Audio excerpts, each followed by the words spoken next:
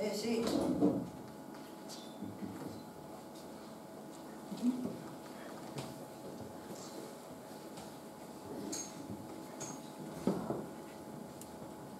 Σε σένα μιλάω.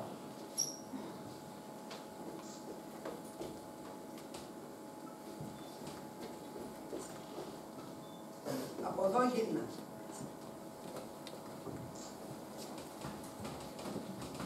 Θα μου κάνεις μια χάρη. Κουφάλαλο είσαι. Όχι. Τότε γιατί δεν μου αποκρίνεσαι? Μιλάς. Εγώ μιλάω. Εσύ τι έχεις και δεν μιλάς? Μπορείς. Τώρα μπορώ. Άλλοτε δεν μπορούσα. Μα είσαι... Δίκιο έχεις. Βέβαια δεν μοιάζω και πολύ έτσι που με καταλύσανε, αλλά αν με καλοπροσέξεις εγώ είμαι. Ο Γεροκολοκοτρώνης. Το λοιπόν, θα μου κάνεις μια χάρη? Τι χάρη? Να μου ξύσεις λίγο την πλάτη. Έχω μια φαγούρα που με έχει αλαλιάσει. Στην πλάτη? Ναι, την πλάτη. Έτσι που μου βάλε τα χέρια αυτός ο Μαλκούφης, ούτε να ξυστώ δεν μπορώ. Εδώ? Ναι, λίγο παρακάτω. Μπράβο. Το μόνο όφελος που έχω τα χέρια μου έτσι είναι που δείχνω το πανεπιστήμιο. Εσύ που είσαι μικρή να μου το θυμηθείς.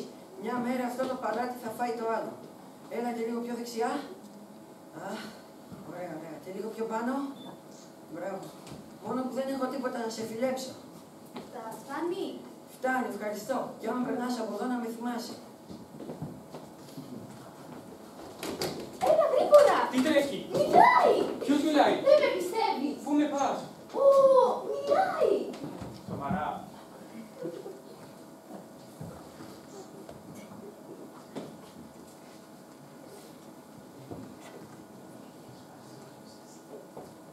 Τα σέβη μου, στρατηγέ, τι μου κάνετε?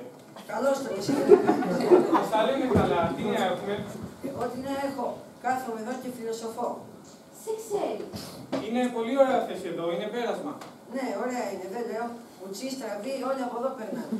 Αλλά ώσπου να το συνηθίσω, εννοώ σαν γαρμά χρειάστηκα γαϊδουρινή υπομονή. Σοβαρά, εγώ νόμιζα αυτό είναι πολύ ευχάριστο. Ξέρεις τι που ήρθες ακούω εγώ εδώ η μέρα? Το τι γέλιο κάνω δεν το βάνει νου σου. Το φαντάζομαι. Καλέ, από πού σε ξέρει? Εκείνο τον Καραϊσκάκη τον κάνανε άγαλμα. Νομίζω. Θα τον κάνανε, δεν μπορεί. Όλους θα μας κάνανε. Δεν θα τη γλίτωσε κανένας.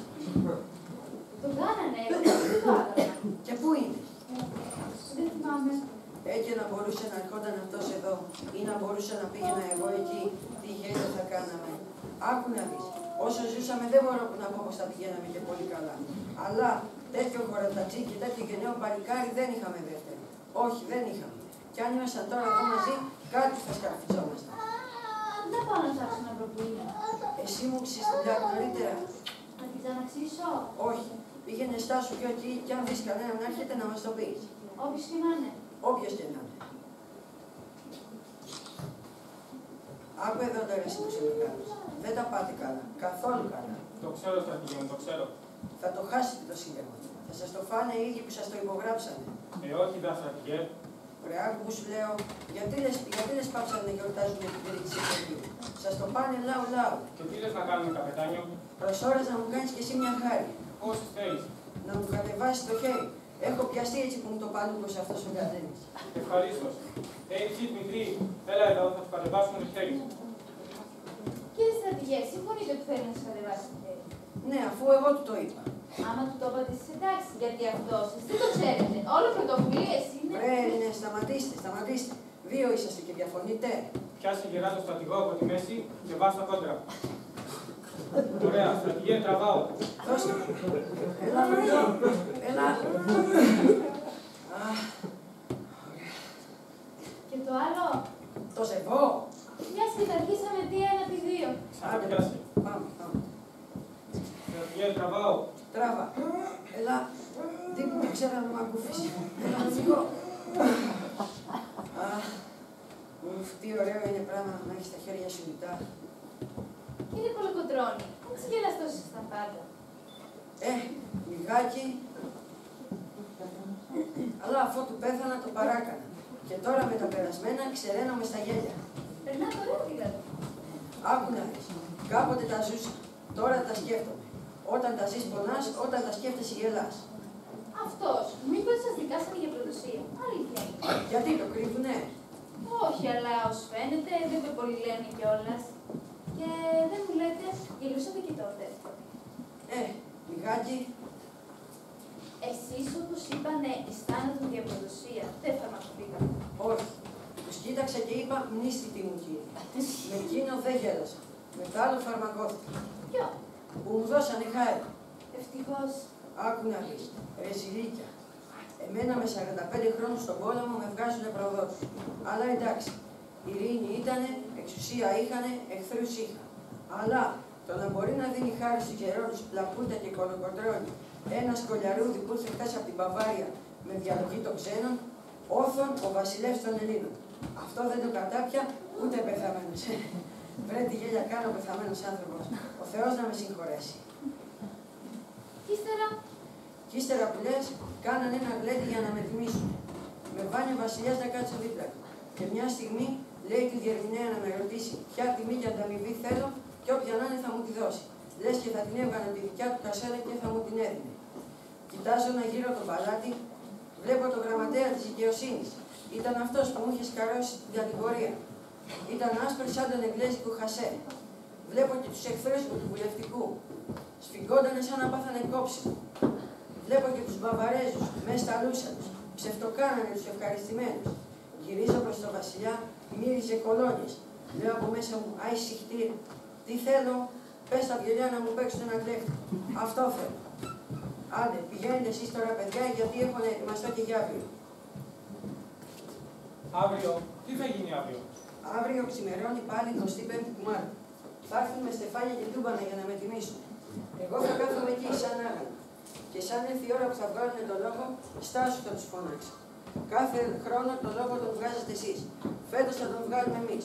Και πρώτα εσύ κύριε Γερίτονα. Λόγου σου δεν είναι που ρίξε στη φυλακή τον Μηταρά. Κρύψε τα χαρτιά σου. Κρύψε τα πανάθημα σου. Κρύψε τα γιατί θα σε βάλω να τα καταπιείς και θα σου σκουμπώσει το κολάντερο. Κάντε πίσω τώρα. Για ακούτε βρε τωρινοί Έλληνες. Άμα σας φέρνουν παράδειγμα εμάς τους πεθαμένους, να καταλαβαίνετε με ποια πονηριά σας το λένε. Και άμα σας λένε για εμάς που πολεμήσαμε, και άμα σας λένε για τη Λευτεριά που πολεμήσαμε, να τη βλέπετε πρώτα να έχει 4 μάτια. 2 από μπροστά για να βλέπει τον Τούρκο και 2 από πίσω για να βλέπει εκείνον που θέλει να φύγει ο Τούρκος για να γίνει αφέλης ατόστιμο. Προσέχετε Έλληνες. Εμείς όσο πολεμήσαμε, πολλά επικραθήκαμε και αδικηθήκαμε. Μην αφήνετε τους σπεκουλαδόρους να σας κάνουν τους πεθαμένους πολεμιστές κάλπικη μονέδα για να σας πουλάνε και να σας αγοράζουν. Και αν θέλετε στα αλήθεια να μας τιμήσετε εμάς, μην μας τυράτε πλέον. Πάτε μπροστά, κάμετε το δικό σας δρόμο και ξεχάστε μας. Εμάς το έργο μας και ο καιρός μας πέρασε και δεν μοιάζει καθόλου με το δικό σας. Μη σας λένε πως εμείς, αγράμματοι με ένα ξεροκόμματο και με την πίστη στο Θεό κάμαμε θάματα. Εμείς πολεμήσαμε για να έχετε εσείς τα γράμματα και το ψωμί που δεν είχαμε εμείς και για να μην χρειάζονται θάματα για να ζήσετε ζωή ανθρωπινή. Πάτε μπροστά, αφήστε το δικό μας αγώνα και κοιτάτε το δικό σας. Εμείς τι άλλο να θέμε. Πού σε ρε Καραϊσκάκη, Φλέσσα, Ανδρούτσο, έμπα μπροστά ρε γεροπλαπούτα. Άι μπράβο, παίξτε μας ένα τσάμπικο τώρα.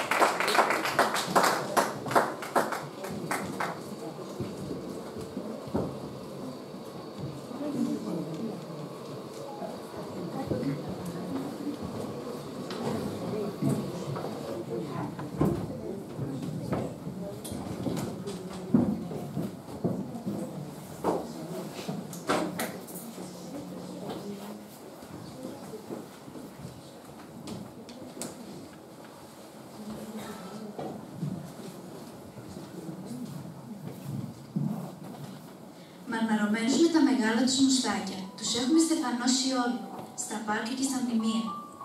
Σήμερα, σε αντιπολεμικούς καιρούς, έρχονται στη μνήμη μας και μας τρομάζουν. Κρατάνε καλλιοφύλλια, σπάθες και τουφέκια. Μυρίζουν μπαρούτι και αίμα. Παίρνουν κεφάλι, παλουκώνουν, βασανίζουν. Άγρια πράγματα, πρωτόγωνα. Ζούμε σε αντιηρωική εποχή. Οι δικοί μας ήρωες είναι αυτοί που αγωνίζονται ενάντια στον πόλεμο. Οι πολεμοχαρείς και οι επιθετικοί δεν κερδίζουν πια το θαυμασμό, αλλά την περιφρόνηση. Υπάρχει χώρος για ήρωες στην εποχή μας, ή θα τους αφήσουμε να κρυώνουν ξεχασμένοι στα πάρκια και στα ηρώα? Τι μπορούν να μας μηνύσουν από την άλλη ζωή ο Καραϊσκάκης, ο Κανάρης και ο Λιτουταράς? Με την αγριάδα τους, κάποτε μας λευτέρωσαν. Σίγουρα τους χρωστάμε χάρη, αλλά τώρα δεν μας βολεύει πια η παρουσία τους. Τους κρύβουμε στο υπόγειο, σαν συγγενείς από την επαρχία. Μικραίνουμε το ρόλο τους. Όταν απαριθμούμε τις δυνάμεις που έφεραν την Επανάσταση, ξεχνάμε συχνά τον ανθρώπινο παράγοντα. Λες και τις επαναστάσεις τις κάνουν οι αφηρημένες έννοιες της κοινωνιολογίας. Τέλος, αρχίσαμε να τους απομυθοποιούμε. Έτσι, τις τελευταίες δεκαετίες, με το να αποκαλύπτουμε τα σκοτεινά του σημεία, ξεχάσαμε τα φωτεινά.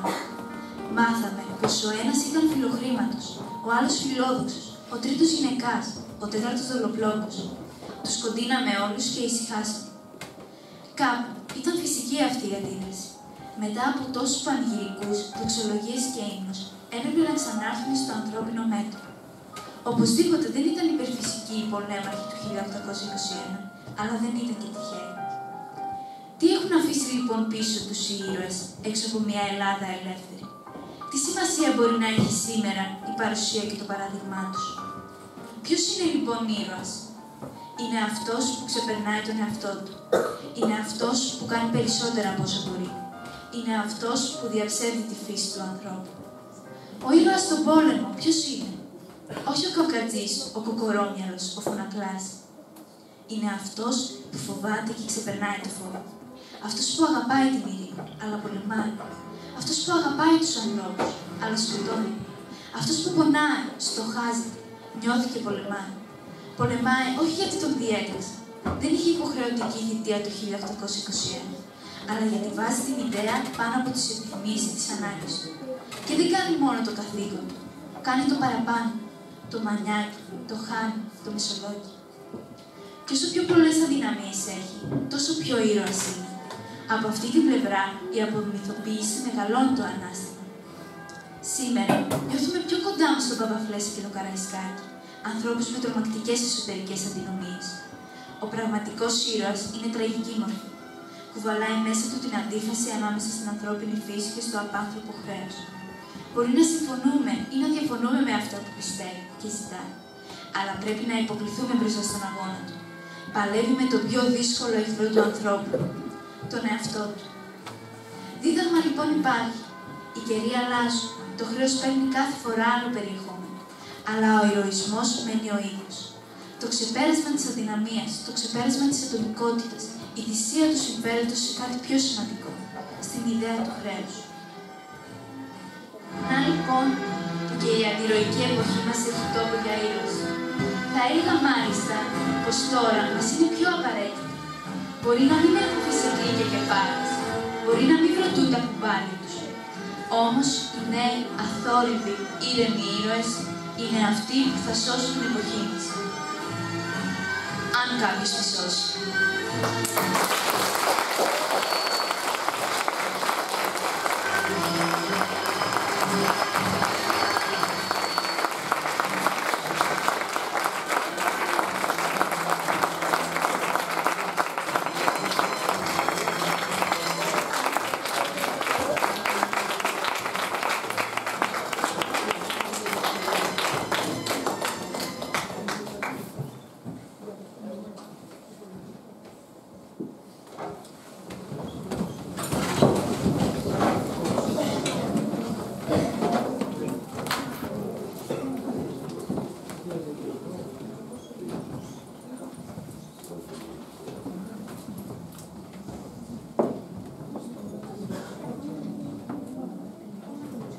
Εθνικός ύμνος.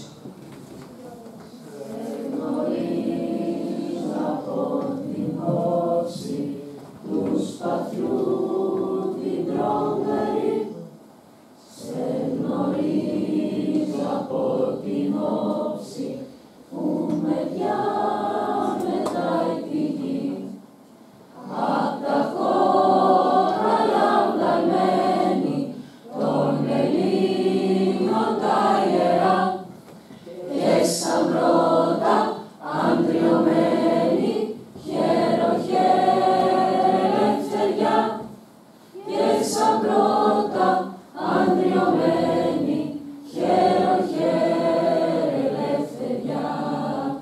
και σαν πρώτα αντριωμένη, χαίρο χαίρε ελευθεριά.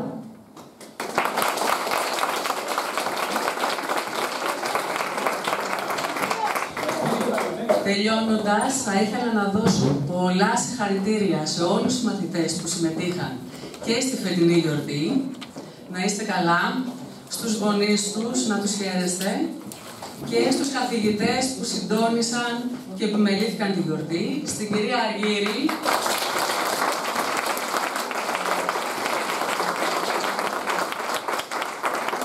στον κύριο Ζαβιτσάνο,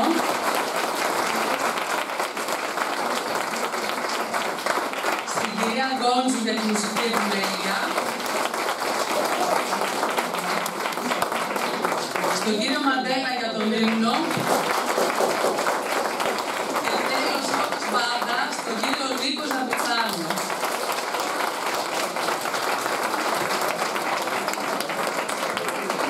Να σας ενημερώσω ότι οι μαθητές του γυμνασίου αύριο θα συναντηθούμε στην εκκλησία του Κατομερίου 10 παρατέταρτο. Υπάρχουν λεωφορεία 9 και 4 από Σπαρτοχώρη